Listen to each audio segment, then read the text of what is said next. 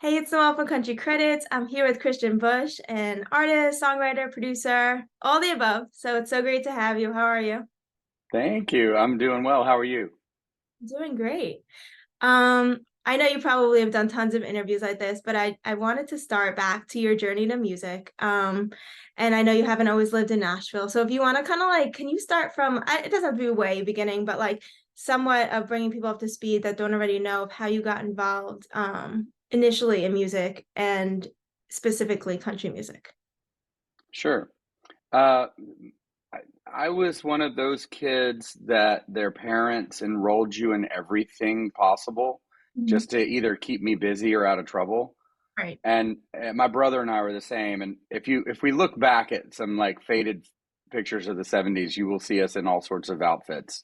Like I'm in a karate outfit or like and or suddenly like with the one we joke about to my brother and the like um gymnastics, like the pommel horse stirrups, Oh, at like 8 years old. Because, in East Tennessee is where I grew up, which is in your brain, you can get it. The closest thing to put it is the Smoky Mountains right. or where Dolly Parton's from, right? I'm from that same town, Sevierville. Sayreville? Oh, okay. Yeah. And in Sevierville, there's not a lot of ways out of that town. You either have to be a football star and you could play for University of Tennessee, or for some reason, if you made it out, Dolly Parton made it out, but you could play music. But I was enrolled in a strange Japanese experimental music program when I was 3 or 4 over at the University of Tennessee called the Suzuki Method, which is a method of teaching music to kids at the time that their brains are learning language, hoping that they will learn music as a language. Wow. Um, so I don't remember not being able to play because I started when I was 3. That's so Uh, cool. so and it was an ear training thing. You weren't really taught to read the music, just to hear it and then repeat it back what you've heard. Um, and then you sort of fast forward in life. I ended up bouncing strangely to this place outside of Hartford, Okay. Connecticut, to high school, and then back down. I went to college in Atlanta at Emory University. Okay. And when I went to college there, it was at the time, it was 1988 was when I enrolled there. And the music scene was unbelievable. It had like, REM had just exploded. Um, the Indigo Girls were there. Black Crows were just starting. Wow. Like it was an unreal place. And I graduated Emory University in 1992 into a record deal with Atlantic Records as a rock band, Oh, wow. a folk rock band. It was called Billy Pilgrim, which was our favorite Kurt Vonnegut character. Okay. Everyone kept asking us. It was two, my friend Andrew and I, and they kept asking us which one's Billy. And what did you Uh, do? Pardon? What was your role in the band? Did you play? Well, it was two of us, and we wrote everything, and we played guitars, Or, okay. and um, Cool. so I got my real schooling in the music business, uh, uh, being signed to Atlantic Records out of New York That's under the famous Ahmet Ertegun, and our producer in Atlanta was a guy named Don McCollister, and then the first album was reproduced by Hugh Padgham, who's a famous producer in London. okay. And that was my walk into the music business. As Billy Pilgrim tailed out in the late '90s, the side project of writing country songs in Atlanta with some friends became Sugarland, and That, then Sugarland. We were in Atlanta. We never moved really, and we got signed out of Atlanta on Mercury Records in Nashville. that's so crazy. Yeah, it is totally insane. So that was in 2002, and the record came out in 2004, maybe. But we made the whole album in Atlanta, and then took it up here to Nashville and remade the whole album with the producer up here. And Sugarland's first single was Baby Girl. So the reason all that stuff looks like it was an easy lift off the ground is because I had been on a major label for 10 years in another genre. Right. And so were you getting into country as like this is what I want to do, or was it more so like I just like music, I'm gonna fiddle around with whatever? Well, if you listen to music that was being made in the, you know, early and mid 90s on like acoustic folk rock, so that would have been Sheryl Crow was the same year as Billy Pilgrim. So you got to remember, my peers are also those got people. Hootie and the Blowfish, we were on the same label. Wow. Jewel, Mhm. Rob Thomas, and Matchbox 20, we were all in the same place. Mhm. Uh, all of that music come instead of 1992, 93, 94. When you get into 2002, 2003, 2004, all that music on country music sounded exactly like that. It's like they picked it up and moved it. And it was literally the same attitude, same players, same things. Mhm. It was a very open and welcoming place for the songs that I was writing, and they weren't very different Right. than maybe folk rock of the early 90s and country music, commercial country music in 2003, 2004. Wow. But Sugarland is so good. Like they kind of wrote, I feel like whenever I think of Sugarland, I think of like they like wrote the soundtrack to like so many people's childhoods. I mean, the songs, like so okay, so well, first of all, if you could describe your experience in Sugarland like in one word, what would it be? Oh, it was dreamy, validating. Yeah. I have been working for so long, and a lot of times you don't know if you're doing it right, and to ha- it's one thing to be given the opportunity to play music on a record label and to be on the radio. It's another thing to take that opportunity and then cherish it. Like this isn't a this wasn't an accident. Yeah. You wanted this. I wanted this for 10 years and didn't get it.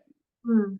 And so when it did happen, I treated it with all the respect that it deserved, Yeah. and I just kept thanking everyone around me. It's like that's like a blessing backwards because you had it first and then you got it later, and so you literally knew exactly how to react in the moment. That's pretty cool. How was Jennifer's feelings towards it? Was she more new to music? Well, it's interesting. Jennifer, this will put it in context a little bit. Um, with Billy Pilgrim and my rock band, we got to go around the world. Like we had these amazing tours, right? So we opened for Melissa Etheridge for 2 years around the world. Gosh. We played with we played with Beck and Bob Dylan, and like there was just all this stuff that we got to do, but we weren't wealthy. Yeah. We didn't have hits, um, because the our music didn't cross over from say AAA into commercial hit radio at the time. Um, but we were, in retrospect, we were the cool band. So every time we would come back home to Atlanta, we'd play our favorite places and go see all the fans who lived there again. And Yeah. Jennifer was my opening act. Wow. So I knew of her voice and I knew her. I didn't know her well, but when Sugarland was just starting and we were looking for somebody to sing, um, I figured it wouldn't be me because I sounded like the guy in Billy. Like I had a gruff Right. sort of. My voice has like rough edges on it. It's very like Rod Stewart-y type of thing, and it didn't sound like country music in 2002. Yeah. So we were auditioning singers to sing, and part of the audition process is we would write a song. Like Wow. come in and sing some stuff, and then let's write a song together and see if we vibe, right? Yeah. And she was like the fourth or fifth audition, maybe, and she was successful by herself as an independent artist, as a solo artist. Yeah. Um, and I didn't really know if this was going to be her thing, but she came in and sang one of the songs we had written with one of the other auditioners Oh, okay. called Sugarland. It was the name of the song. It's really crazy. And it was my hair on my arm stood up when she was singing the demo of it. I can And imagine. And then we wrote a couple songs, and the second song we wrote was Baby Girl. And I was like, The second oh, song you wrote? Oh my gosh. with her. And so that was like, oh, I know enough to know this is a thing. Yeah. And it was more from the perspective of I had to make the sacrifices that it requires for you to grab a hold of like a major label record deal. It means you're not going to see your friends. You're probably going to break up with whoever you're in a relationship with. You're going to make less money than you think you are. Everyone's going to consider you cooler than you are. They're richer than you are. And you're going to have to deal with the distance in between those things. And your life's going to get hard. And you're going to have to cry into a pillow because you're not in a bus, you're in a car. Mhm. Like I knew what that was going to be like. Wow. And I was very plain with her, like, hey, man, are you sure you want to do this? Because this is and she did, man. She's very focused, when she gets into it. Wow. She's something else. That's crazy. That's really crazy. So, okay. So out of songwriting, I guess shifting a little bit, out of songwriting, touring, producing, what's your favorite? And how did you get in? Okay, first answer, what's your favorite? I don't know. I think they have they each have their own reward. Yeah. When you're producing, you get to really start asking questions about what it is that makes this awesome every time you listen to it. Because there's some songs I'll put on some of my favorite artists or whatever, and I'll put on a song and I, can you believe it? Just like suddenly it works again, Yeah. you know? And when you're on tour and let's say you were playing that same song, it might feel the same under your hands every night or coming out of your mouth every night, but it's probably moving a little bit. It's like a breathing organism, right? So it changes over time. You might play it different. Yeah. Um, and then the writing is even more mysterious. You're just sort of trusting this empty void of, man, that sounds cool. Yeah. And you're not really sure for weeks or months, sometimes years, whether it's any good. Yeah.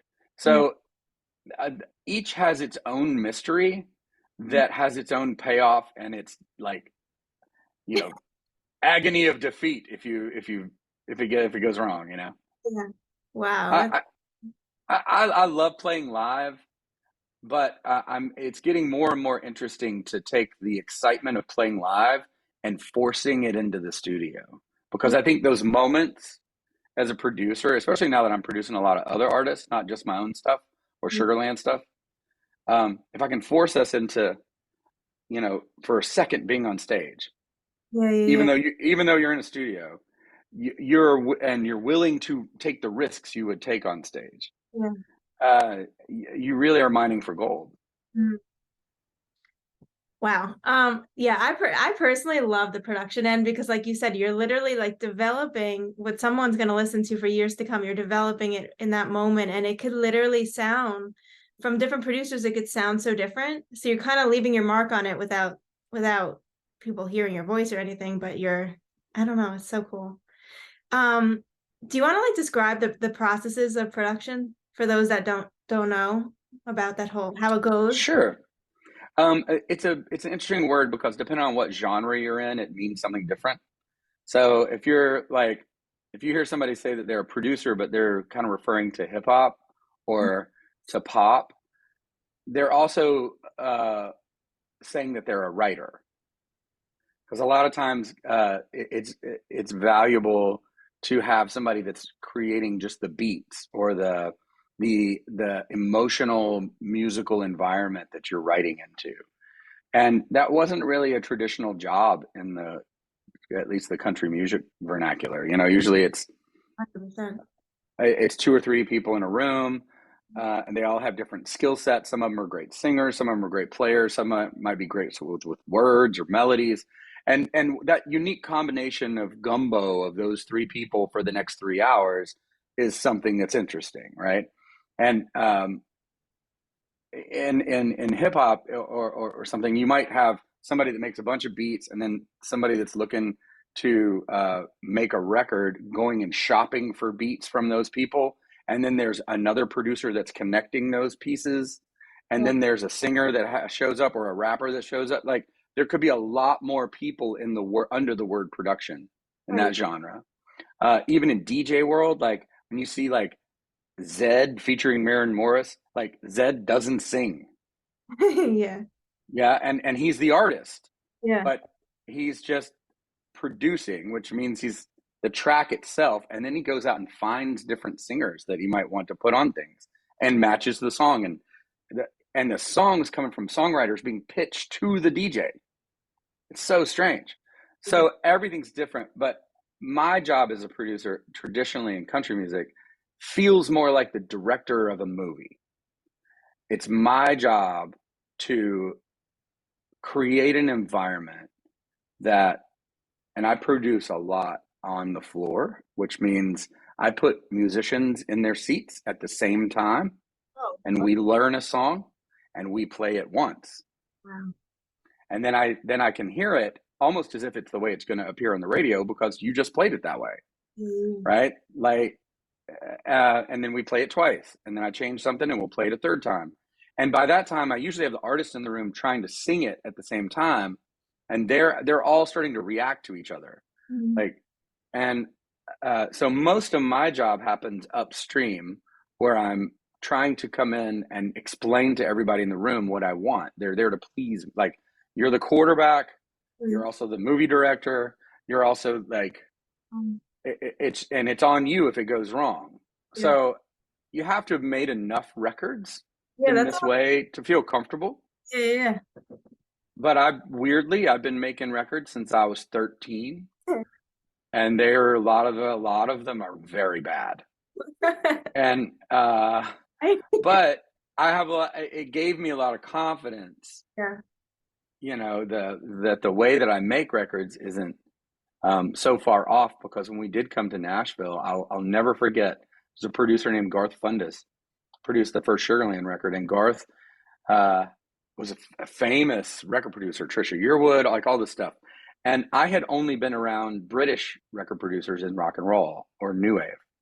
And when I came here, I handed him essentially our demos that I had been selling out of the back of our car as Sugarland CDs, right?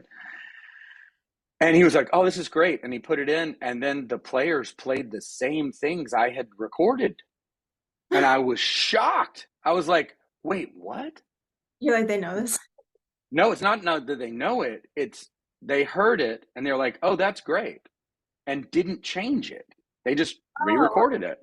And so my brain exploded, and I was like, "Huh, wow, I didn't know that." I thought I was maybe a complete hack or an amateur at this, and I uh-huh. just needed a professional in the room. And when we got a professional in the room, he just used all the same choices I had already made. And he That's said, "No, these are great. Just you're not broken. We're not going to fix it." good. So it was a huge vote of confidence. So from that moment on, you'll see my name producing all the Sugarland records Yeah. from that moment as a co-producer. And it's because it's a passion. Yeah. Yeah. Wow. That's pretty cool. Um, so how did you like get involved with Megan Maroney? Because I know you do all, her work now, which is Mm-hmm. so cool. Uh, Such a good I'm, job. I, I mean, literally. And it's interesting that you say that because like when I was listening to Lucky, I felt like, well, specifically with Lucky, I felt like you feel like you're in a bar, you feel like you're there watching it. And that's literally what you said. I was like, no way, that makes so much sense. Which all connects the dots because you were a touring artist, so it makes sense that you would feel that way. So yeah.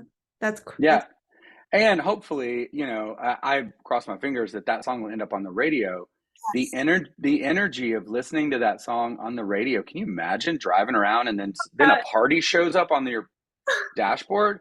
Like that's crazy. The last time I heard that was uh, Friends in Low Places. Like at the end, and it turns into a bar. You're like cheersing as it's happening. Yeah. Yeah, and I was like, oh. And Megan is just fearless with those suggestions. Like she was like, "Oh, I want this to be this way," and then I started to encourage it. So what you'll hear a lot on that record, I love how she comments on herself while she's singing. So she'll sing a line, Yeah, yeah, yeah. and then we'll have these like, so because I'm from Atlanta, like like Outcast. Like there's a whole bunch of music that is my music as well as this music. Um, and like the hype guy, there's always like a hype track or two in hip hop, Yeah. and so she's doing that, but it's like sad emo girl hype track, I you love know, it. and So cool. but it's all her instinct. She's like, oh yeah, I want this, and once I start to hear what she's hearing, then I'm into it, Mm, you know. But I met Megan. She was in the internship program for the University of Georgia okay. for music business. The man who runs that program is David Barbie, and just like I've been in Atlanta for this long.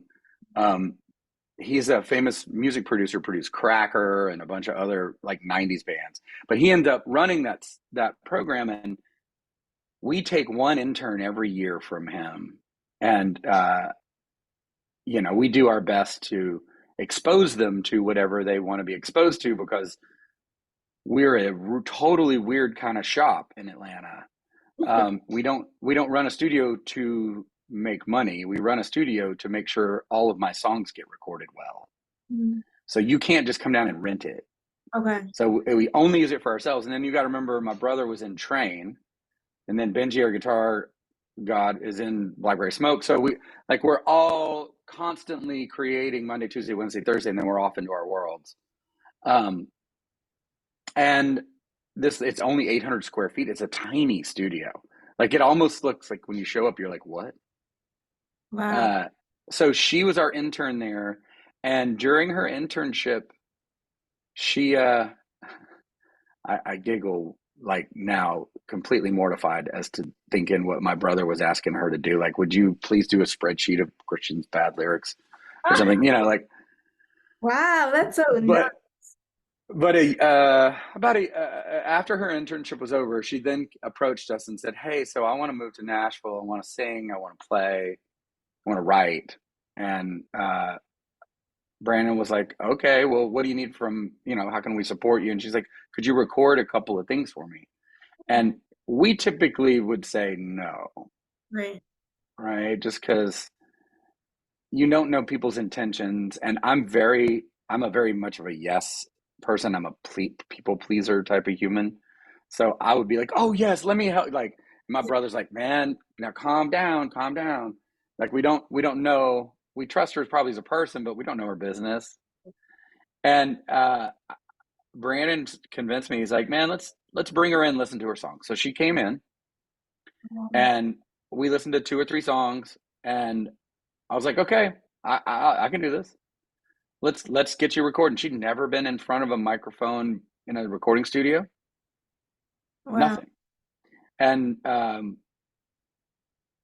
one of the things that I've learned to do well is to help you through your vocal, right? Because it's one thing to know what it sounds like coming out of your mouth in a room with a guitar, but once you put some headphones on, and once you get these different microphones that are capturing your voice, there's a certain skill you need to start getting into a feedback loop of learning to control what the microphone hears, the way maybe you might control which way you take a selfie, right? Oh, that's interesting. Yeah.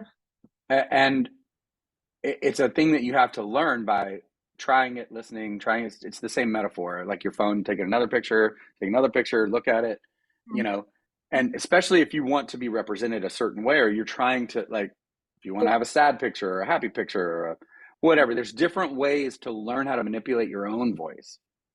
And she caught on so quickly that first session was, I was like, well, Brandon, you know, Wow.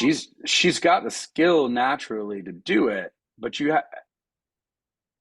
sadly, that doesn't mean you get to, just because you can. Yeah. Um, it's gonna take, I was like, she's gonna have to go figure out if this is really the life she wants. Mm. And so she moved to Nashville, and then you can kind of pick up the story from here, because she tells it a lot now. But So did um, songs though? You pardon? so you did record the songs there? Yeah, we did the first set of songs there, and then um, she was like coming from this world of of sort of being an influencer in college in order to sort of experiment with it, but also like she was in marketing. Like, how do we make this make money? And I think she had gotten to the point where, I don't know, maybe Dunkin' Donuts pictures she was getting paid for once a week or something. Um, and when she came to me, she was like, well, what do you think I should do? And I was like, I don't know, but you need to figure out how you're going to reconcile this like incredibly interesting set of smoky voiced country songs with, essentially University of Georgia Barbie. Yeah. Like I don't know how that's going to go, but I trust that you know what you're doing because you're succeeding.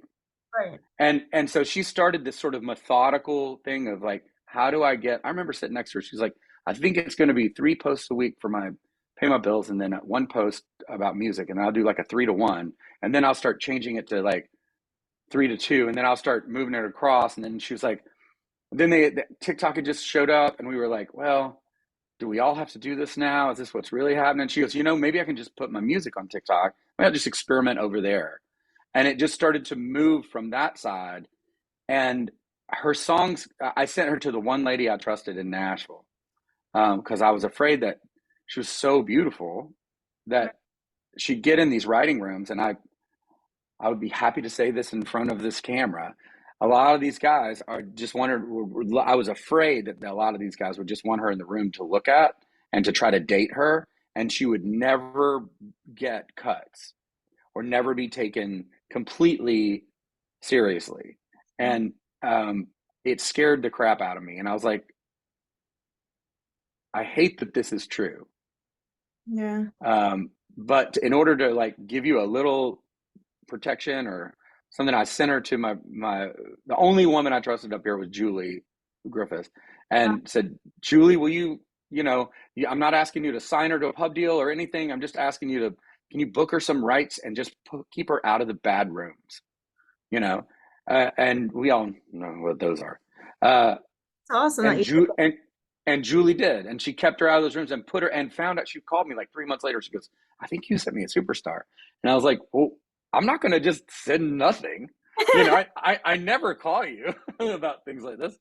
So fun. And pretty soon Julie's like, man, we need to put her in the studio. And I said, all right, well, do we need a label? And she's like, no. And I said, well, look, I'll pay for it. I mean, Wow. Sugarland's starting to pay money again. I can spend some of that money, and I'll pay for it. We'll record and see what happens. And that was the first EP called Pistol Made of Roses. Oh my gosh, that's crazy. Wow. And that was a year ago. Literally, that's crazy. Now look at her. Wow. So, okay, so when you record, is it always back in Atlanta, or do you have a place in Nashville? No, I'll record anywhere. Okay. So um, the way the sort of financial structures look today, record labels are making a lot of money they're not telling you about because streaming's paying them very well. And so they have money to spend on stuff. So it was typically you had to be super conservative with your recording budgets because you were afraid to be on the wrong side of the balance sheet, Right. of your label. Um, Now, like that first thing we recorded the basic tracks at Blackbird, and then I would take it back to Atlanta where it's very affordable for me. It cost me near nothing to be down there, just my engineer, and then we can experiment there where we can burn through time and money, and then you can sing down there, you can do all that, and then you can make an affordable recording, but you can really get great sounds here. Yeah, Really what I'm trying to do is get great players, and a lot of them live here. yeah, they do. Yeah. That's crazy. So what was it like celebrating the number one recently? Was that like full circle moment? It was weird. Because Jennifer and I lived in Atlanta, we never had a number one party for all of those Oh, wow. Sugarland songs. So I'd never been to one, and I had to ask somebody sort of meekly, like, "Hey, what are these like? And what am I supposed to wear? Like, Would never expect that from what you. is what's the producer supposed to do? Am I supposed to? Is it like a receiving line? I didn't know." Yeah. And uh, They were like, "Oh, you have to talk," and I was like, "Oh gosh." Uh, but there's something really great about it. I kind of weirdly wish we had done that with Sugarland, and I, Yeah. I I feel like I missed out being a part of the Nashville community during the entire Sugarland machinery. But You should it's go back and do like a celebratory number one late. I'll throw it for you if you want. oh my God, that's awesome. But yeah, I really liked it. I thought it was fun, and I love how many people are connected to this. Yeah. Um, and this particular song, Tennessee Orange, didn't even have a record deal yet. So it was just a one-off we did after we did that EP. Megan called and Julie called 2 or 3 months later and said, "Hey, can we go in? How possible is it to do a song in a day?" I was like, "Oh, I can make anything work." But, you know, like we'd have to stop singing at 1 or 2 o'clock or stop recording the band and let me start tracking her vocal. And then I'll probably have to do a lot of like my process, which is I then have to sit with it and decide what should be turned on and turned off and do we need anything else and get all that done. She goes, "Can you get it mixed by like 10:30 the next morning?" And I was like, "Geez, what's the What's what's going the on? fire drill?" And she's like, "Well, it's Spotify had some program that they would, for an independent artist, they would give it a little extra playlisting or something." And that was Tennessee Orange. We did it in one day. So crazy. Wow. Any more stories on that? Was it just like a how like you brought a musician like or was it just her and the guitar and just some fiddling around and Oh, no, I mean, she brought the song in, right. but uh I just hired my regular guys, and even my it was one of the strangest things. My brother has played on every record I've ever produced except that one. Aw. He was on tour somewhere or doing something and couldn't make that session because it was a last minute, like Thursday afternoon or Friday afternoon or something. And I remember and my guitar player wasn't there either, so the pedal steel guy and I traded off who played what. Like, and I remember going in and playing mandolin and stuff on it, and I was like, "Oh man, this is starting to sound like Sugarland songs." Like I didn't quite know what to do, and it's in 6/8, so it's kind of a waltz Yeah. feel, and that kind of stuff is really risky to put on the radio. We've only had one success by that. We had a song called "Already Gone" that worked really well like that, but they're a little bit tricky. Um, and so I did this thing that I remember that we did when we did "Already Gone" is we kept speeding the song up until it was just almost breakneck pace, and then we slowed it down just a click or two, and it was suddenly a mid-tempo song rather than a ballad. Yeah. And that's what happened with Tennessee Orange. So it became a lot more commercial just Mhm. by giving it some speed. Um, Crazy. it didn't feel right in your hands. It felt like you were going too fast. Yeah. But when I just listened to her sing, it was the right time. She was telling me the story at the right speed. Did you expect it to be what it is today? No, but I could tell when we put out that EP, like Hair Salon and Fix You Too, I could tell that lightning was circling Yeah. and it was going to strike on one of these songs because they were too good. Yeah. Yeah. Maybe at first I thought if this isn't going to work out as an artist, people are going to start cutting these songs. It'll be like Casey Musgraves or something, Yeah. you know. But I think Megan's so good at marketing herself and telling her own story, and she's just being herself, Mhm. which was something I remember us doing in Sugarland that made the most sense. Like we could never record someone else's song because it didn't feel right, because it didn't have the lyrics that we would say. Yeah. And Megan's in the same boat. Like she's arriving as an artist fully baked with which direction she's going and what her point of view is and how each story is told. So if you were writing with her right now, she could probably tell you, "Oh, I wouldn't say that. Oh, Mhm. I wouldn't say that. Can we change that?" Mhm. That's the mark of when you've got an artist in the room that wants to win. They know their own audience. You don't. And every writer in Nashville that tells you, "Oh man, this is a perfect blah blah song." No, let Kenny Chesney pick Kenny Chesney songs. Yeah. He knows him better than you. Yes. Wow, that's crazy. What would you say is like the hardest part of what you do?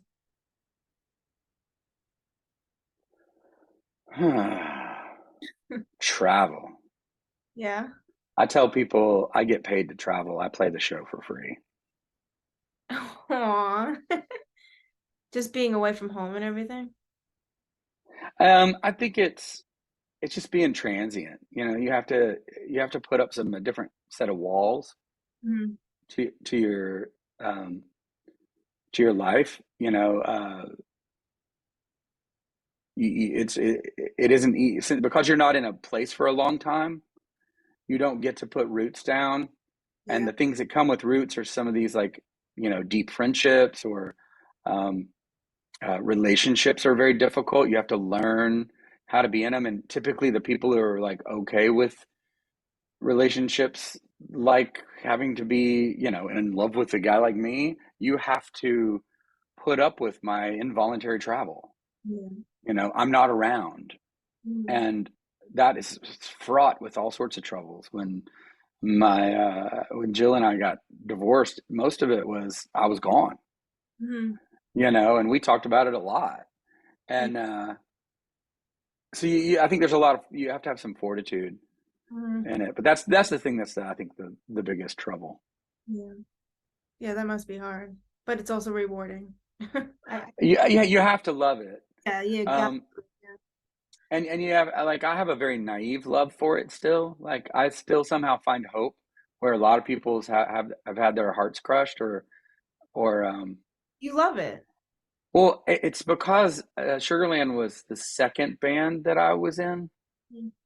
and I already knew what it was like to get a record deal on Led Zeppelin was signed to Yeah, that's crazy. Atlantic. Like the first time I got into a limo was with like uh uh all these like strange grunge guys that were uh on their way to the Grammys in New York, and I was like, where am I? Like it was like magic.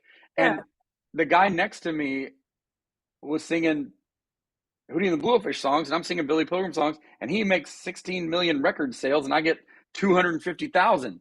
And they're fans of my stuff, and I'm like all that stuff was very humbling to realize that just because you're here, you don't get a golden ticket. You get a shot at this, and Mm. you may get two shots, maybe three. So every time you take a swing at putting a song on the radio or putting out a record, you need to really be doing this the best way you know how. And I realized no matter how hard I worked, we still weren't more popular or more successful. So by the time Sugarland happened, my humbling is deep. I was like, oh, guys, you have no idea. They're going to let us record Baby Girl again? And Yeah. they were like, what do you mean, man? We're recording. I'm like, no, no, no. Somebody gave us permission and do not take that lightly. And I sit here now like, Sugarland came down for a long while, right? I thought it was over. And so I started over as a solo artist and put a song in the top 20 That's what I alone. wanted to get to. I'm no, like I'm like literally obsessed with your solo work because I think I love like the little island vibe that pops out in it. When you said Kenny Chesney, because it reminds me of Kenny Chesney, and Kenny Chesney's like my favorite. I don't know. Do you want to talk about it a little bit? It's super Yeah, yeah, sure. love it. It's Um, just so freeing for you to kind of just be like, after all this time, you're like, I'm gonna do it what I want to do. well, interestingly, it started just as a what am I going to do now? Because Yeah. Sugarland was down, and I thought, whew, what? Because Jennifer wanted to put out a record, and she wanted to do like have a baby and all this stuff, and I was like, well, so what's my job? Yeah. And I had realized for the better part of 10 years in Nashville, everybody had seen me on television and met me and shaken my hand and heard the songs I've been writing, but nobody knew what I sounded like when I sang. So there was this kind of weird reveal. It's crazy. And I started over as a new artist. So I went from the beginning. Mhm. So suddenly, whereas I told you who all the one like the peers were for Billy Pilgrim, for Sugarland, our peers that the only people that have survived it all are Dirks, because Miranda was after us. She was our opening act. Taylor was our opening act. Oh my gosh. Uh, Keith was older than us. Kenny was older than us. So they'd already been established. Brooks and Dunn were established. Um, Little Big Town, and that's it. Mm-hmm. So Dirk's Little Big Town and us is all who's left from when we started. Right. When I started again as a solo act, it was me and Kelsey Ballerini, and like we were all on new artist shows together. Wow. Uh, Kelly Pickler, although she opened for Sugarland, but yeah, like there's all this kind of interesting stuff where I was a new artist again. Yeah. And so I hung, Sam Hunt was starting when I was starting my solo career. He had just kind of hit it, but he didn't know what to do. He was losing friends and because he had to travel so much, like it was all sorts of crazy stuff. And then Sugarland popped back up again in 2017 after I had already had a hit on the radio.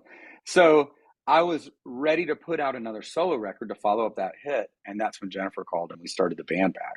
That's crazy. And then we wrote that record in, I don't know, like 5 days or something, 5 or 6 days, that whole bigger record. Okay. And just the two of us. And then the rest of my solo stuff started to come out just sort of as a result of COVID unlocking permission to kind of do anything. Mm-hmm. And I kept asking, hey, when should I put all this stuff out? And everybody kept looking at me like, can you just please calm down, Kristian? And I was like, look, it's no harm, no foul. It's not going to cost anybody any money for me to put this out on the internet. Yeah. And they were like, okay, and rolled their eyes. And then Scott Borchetta, I like to try to keep my lanes of communication open with the different record labels that I have record deals with. Because, Billy Pilgrim was on a Warner, it was an Atlantic thing, and Universal is Sugarland. And I have another band called Dark Water, which is like this rock hippie band. And we are self-released. But then my solo stuff, whenever I put it out, I call the different labels and say, hey, man, I'm putting this out. Because I always hate when I find out things about people on my team from the news rather than from them. I think there's a integrity piece to that. So I was reaching out to Scott to say, hey, man, I'm putting out all this music. I want to put out 52 songs on my 52nd birthday because people don't talk about how old they are. And I think that's silly. And I want to put out all this music. I want to see what happens when you release music at the speed that we are consuming music, right? At the moment. So it's an album every 3 months. Wow. Oh my gosh. So you have a full album every 3 months. And so I did it for a year, but I said that to Scott and he was like, here, I'll put it out. I was like, what? What? I need another record deal. Like I need a hole in the head, like. And he said, no, I'll put it out. And he did. He put out all 4 of those records. That's crazy. In a 12-month period, and people are still they're just discovering it right now. Yeah, I've noticed that. That's and crazy. then most recently, Wow. somewhere over COVID, like mid-COVID, I got a phone call to go fill in on a show, and my agent called. It was John Huey, and he was like, Kristian, will you come fill in? I've got a headliner in Key West that COVID got a hold of them, but there's a big like outdoor party, and you'll be safe. But can you go play? And while you're there, just play some of your beach songs, would you? And I was like, I love that. sure. He doesn't call often, and when he does, sure. I went down there, and it was the Jimmy Buffett International Convention of Parrot Heads, Oh my and gosh. I was filling in for the Coral Reefer Band, who typically closes the shows. That's And of wild. course, I figured this out as we're like putting on credentials and doing all this stuff. And I'm like, oh, wow. And I walked in and I played, some of the stuff off my solo records that were kind of beachy, right? This is so cool. Okay. And within 2 or 3 songs, I looked at the crowd, which was like thousands of people big. It was an automatic built-in audience. And I'm playing songs they don't know. And they were singing them back to me like halfway through the songs, and I was like, huh. So as we walked off stage, my brother looked at me. He's like, "Man, I thought they were going to carry you away with them. Like they were going to take you home and put you in their pocket." And he's like, "Man, we should next time you put out another piece of music, you should gather all those songs together and do this." So as we got to the end of 4 albums in a year, I decided I would put one more thing out, which just came out 2 months ago or something, called Drink Happy Thoughts, which is intentionally writing for that show that I played. That's so cool. Wow. And then Jimmy dies all of a sudden, like a month ago. And I was suddenly connected to all these people who are now grieving and now reaching out to me like, will you come play? Will you please come play? So I go down to play their convention, like their big thing in like 3 weeks. And I get to bring them the music I made for them. And on the way to that, Oh my gosh. I've always been a huge fan of reggae, but I'd started to realize that a lot of these country songs, because I'm a producer, right? It Mhm. was the end of a Mega Maroney session. Everybody was gone except the band. And I was like, can we play down one of my songs, but play it like straight reggae? And they were like, sure. And it was called House on a Beach was the name of the song. And it's like a Kanan Smith and I wrote it a long time ago. And it sounded amazing. And I was like, I'm going to start releasing this. I'm sure people are going to look at me like, Kristian, have you jumped the shark? You I know, love like, it. No, I'm obsessed. This is and crazy. it sounds so cool. So it turns out that what I love so much about Bob Marley as a kid, my whole life, was that they were actual songs Right. that were delivered through these incredibly interesting grooves. Yeah. But if you take all the grooves away, you can play them just like folk songs, Hmm. right? They don't, it's not like Good point. they require it to exist.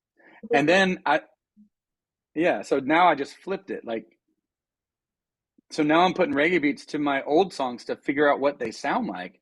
And my brain is exploding with joy when I hear it. I'm like, oh man.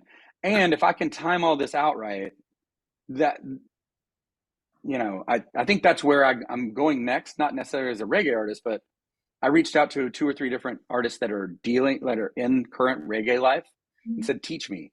Because the first thing you always need to realize when you walk into anywhere, because I walked into Nashville not knowing crap about it, Mhm. is teach me, Right. be a Yeah. student. Right. I don't know what I'm doing. Help me. I'm passionate, but I'm uninformed.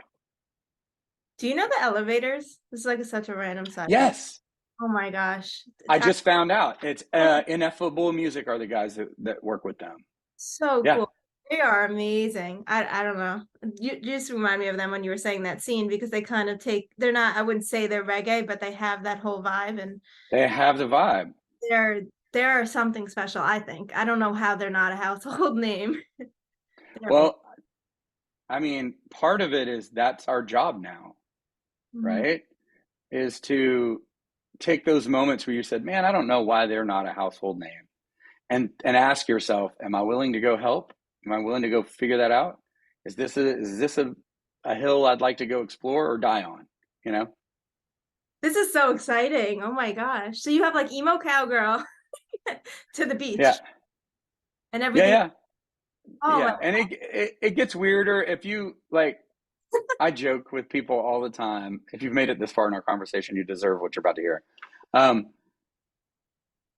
I'm like a Netflix show you discovered on season 8, and you've just hit the drop down thing, and you're like, "Holy shit! There's 7 seasons of this since before this, huh?" And as you go back in my catalog or what I've done, things you'll have more questions than answers, Mhm. but the the things that you will find will be as strange as I'm a green monster in a video game called My Singing Monsters. And one of my songs is in My Singing Monsters. They've turned it into monster My God. singing. And this game just celebrated 10 years, and they just sort of like, I have fans pouring in that are like, don't even speak English, that love this song, that have figured out that guy who sings the monster thing is real. It's a real human being. They're like, oh my God, who are you? That's nuts. Or the other weird thing, well, this is fun. The TV show Say Yes to the Dress, that's me singing the theme song. What? Yeah, and it sounds like a really bad Coldplay song, and What that's do you not do? my fault. But that's me singing it and playing it. I wrote that. And Holy then moly. what's Wow. the other? I got an opportunity to write a song for a play, and now I've written 4 musicals, 5 musicals. What? Um, You and told one of them's getting restaged in Florida me. next year, the 2020 and 24. So it starts in March, maybe, in Sarasota at the Florida Theater. It's called Troubadour. It Wow. opened in Atlanta in 2018, maybe. You could tell this And is like what your mind is meant to do, though. As you're talking, I see it like the excitement's just wow. That's so cool. well, you get to use music to do things. That's so cool. Like getting on the radio is just, I mean, it's freaking dreamy and it's near impossible. But I love communicating with strangers, people I'll never meet, Too. And people you you'll know? never meet again, too. Like if you meet people and then you never meet them again, I love that feeling. It's like, wow. Well, is there now that you know, like is there anything you want to know I am in not awe. about me, but about like what have we figured out as a collective, you know? I want to know a lot of things, to be honest with you. I mean, we could talk for hours, but okay, so well, first of all, being like you were saying, like you had to learn a lot you didn't know. That's so intriguing because I think a lot of people are in that stage. And if you don't have the confidence to ask, it's like scary. So what is like the best piece of advice you've gotten that stuck with you, but like unique advice, you know what I mean? Hmm. Not just like follow your dreams. Yeah. Okay. Well, maybe I can get you some actionable advice, like stuff you can actually do rather than Yes, thought processes. true. One of the things that I did and I do typically with artists that I'm producing, um, especially if they are unlike Megan, but they haven't quite figured out what they want to be. They're still in this sort of, they probably think they know who they are or what kind of music they want to make or what they want to sound like, what story they want to tell, but they're really manipulable by the label. Like if the label could easily tell them, "Oh no, will you sing about horses?" They'd be like, "Yeah, absolutely. If you'll put me on the radio, I'll sing about horses." Right? Um, to get to that, I was working with Lindsay L, and she was like, "I think this is. I keep trying to get music out, and every time I put out a single, it doesn't work." And the record label had come to me and said, "Kristian, we want to put out your follow up to Southern Gravity, but first you'll have to. Can you produce this artist?" And I was like, "Sure. Are you sure you want me to produce? Like, I, nobody here knows that I can produce. You know, like that was a new thing for them." And they said, "Well, give it a shot. It can't hurt." And I asked her. I said, "Lindsay, when's the last time you actually enjoyed playing?" Like, she's like, "Well, I enjoy it every day." But I was like, "No, no, no. Like, when was it not a struggle? When was it not because it's the job and you're like succeeding or failing?" She goes, "Oh, well, it was at this time in my life." And I said, "Well, what was your favorite record back then?" She goes, "Oh, this is my favorite record." I said, "All right, here's what I want you to do. I want you to lock yourself in a room for 2 weeks. I want you to cancel your whole schedule. And I want you to pull out GarageBand or Logic or some kind of digital like way for you to multi-track and get a microphone and get a guitar. And you can't ask anyone for help. You're going to have to learn it yourself. And in that 2 weeks, I want you to record every single song on that record. And I want you to put as many tracks on it as you want. You can change the key. You can even change the melodies if you want. But you can't change the lyric. And you have to do every song. And then at the end of that, I want you to save it off and send it to me, and I'm going to mix it. Wow. And then I'm going to give it back to you. And you're going to hear your favorite record sung by you, right? And somewhere in here, we're going to find gold. That's We're going to find out who you actually are. Mhm. And it worked really well to the point where the label released it. It's called, she did John Mayer's Continuum. Wow. And you can go find it out there. It's how we got to her first record, because once the label heard Continuum, they're like, oh my God, we know what songs to pitch her now. It's Wow. like, Oh my gosh. so that's a real actionable thing. I did it again with Brooke Eden came down and while she was on that label, and we did the same thing. She did a Dixie Chicks record, and it was amazing. It was really strange and upside down cake because she didn't have the skills. So we just put her in a room with 3 people and made them do it in a day. Wow. So what you're doing is you're deeply studying songs that you already know are good in a collection that's already been vetted. Like the Yeah. thing you learn is how to make a record, because there are 2 songs on that record you hate, but now you have to learn them. And now that it makes more sense why they're on that record, Mm. because you're no longer the listener, you're now the creator, right? It makes more sense because this song's got to be sideways to be tension, so that the next song is the best one on the record, right? I just did it with another artist in Florida, Sheena Brooks. She just picked her record a couple of days ago. I think she picked an Ed Sheeran record. So Wow. um, I want to do it's that. a really it's a great thing to do. Wow. But you have to commit and you have to put up walls.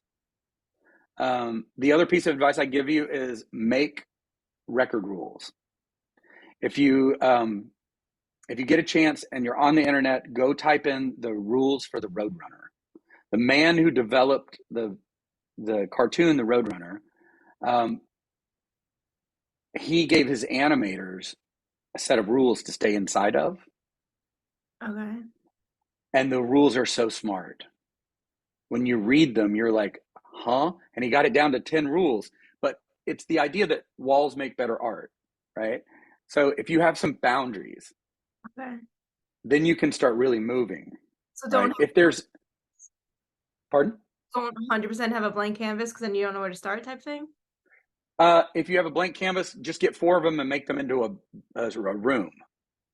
Okay. You Yeah. know, like you have to give yourself some, like, Yeah. for instance, the Roadrunner rules, one of them was like, the Roadrunner always stays on the road, and he's a Roadrunner.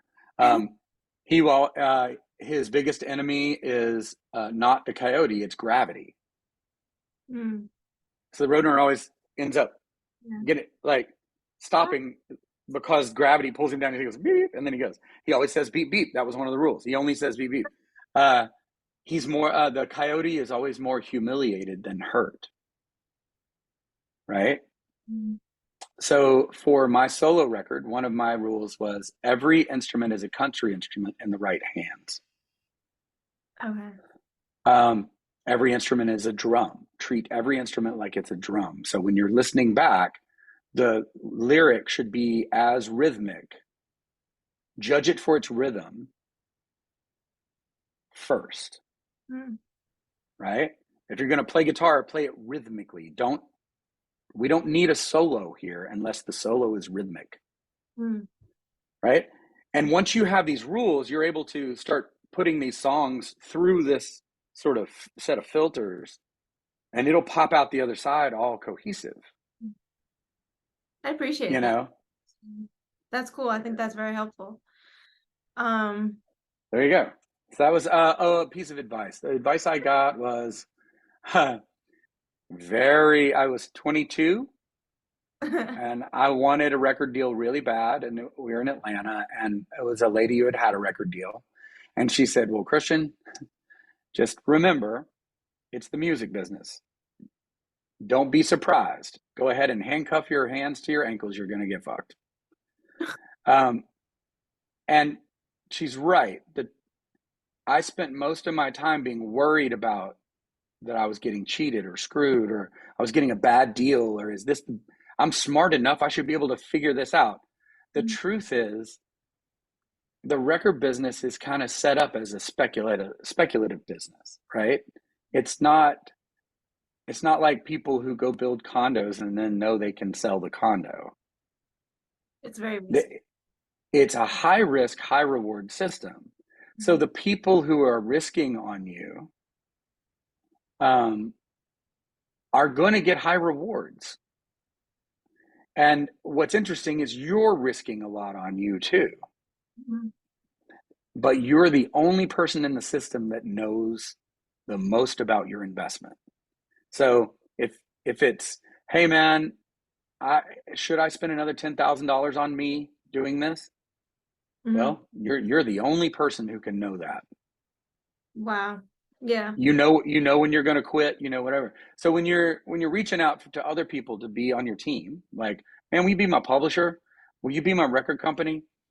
All of those people are going to say yes to everything you're asking them after you already have a cut, Mhm. after you're already selling records, after your Mega Maroney already have an EP that's working, Mhm. right? You will always get a record deal and always get a publishing deal at those moments. What you got to realize is the wish in your mind and in your heart is way upstream from that. Mhm. So all of us think that maybe if I just had the right publicist, I'd be more popular, Mhm. right? Or if I had the right booking agent, I'd have more shows. Or I'd had the right record company, I'd sell more records. Mhm. Or I had the right publisher, I'd get more cuts. Yeah. None of those things are true. You got to flip them upside down and say, if I had more cuts, I'd have a publisher. Right. If I Mhm. sold more records, I could get a record deal. Mm. At the end of the day, it does come down to hard work and You do the work first yeah. Mhm. before before you get the reward. It's the opposite way. You don't get the just because you have a record deal just means now you have a brand new problem. It didn't solve anything, you know. Yeah, sometimes it's actually you better to not have a whole team because then you're forced to do it on your own and you're learning. You Um, learn it all. yeah, I don't Well, know. and then once you learn it all, I mean, it's the best. At each level, there's a whole new game. But once you know that what it takes to set up the drums Yeah. every night and break them down, once you know how to string cable, once you know how much it costs to hang a PA, and what it feels like to have to carry it around and stick it back in a storage space and bring it back out, then by the time it's time to rent a PA from somebody, you're like, hell yeah, man, I will give you an extra $150. Yeah. Like, you understand the pain. Yeah. Aw. Okay, I don't want to wrap this up, but I normally wrap up all the interviews with 3 questions. Okay. I'm curious of your answers. Okay, so they're kind of silly, but some of them aren't. So best place to hang out in Nashville if you had to choose one place. Best art like favorite artist of all time, and then favorite up and coming artist. Okay. Let's go in reverse order. Okay. Favorite up and coming artist right now, The Collection from North Carolina. Ooh, I don't know them. Um, what was the second one again? I'm sorry. Favorite all-time artist, like favorite artist. All time favorite artist of all time. Um, it's probably a tie between Bob Marley. the Replacements. Well, I thought about that. That maybe the Replacements or the Clash. Like these, there's when I learned to write songs by listening to bands write pop songs outside of their genre, Yeah. right? So they were like punk. Those are both punk bands Mm, that broke through because they were writing melodic songs that could be country songs, yeah. right? And so what I learned, my favorite bands have taught me is no matter no matter which way you're facing, right? And no matter what kind of music you play, if you are drawn to communicating with the masses, you will write the simpler song. Yeah. Um, favorite place to hang out in Nashville? Um, it's going to be eating somewhere, so probably City House. Nice. That's awesome. Super cool. Well, thanks for jumping on here. I mean, I'm super excited for like everything else that's coming your way with this parrot scene and Key West and Yeah, and well, and Brownie and everything in your solo work is so cool. apparently I'm producing now, so um, Everything. I have a lot to learn. But you're welcome to check in anytime, and I'm here to help and to be helped. Thank you.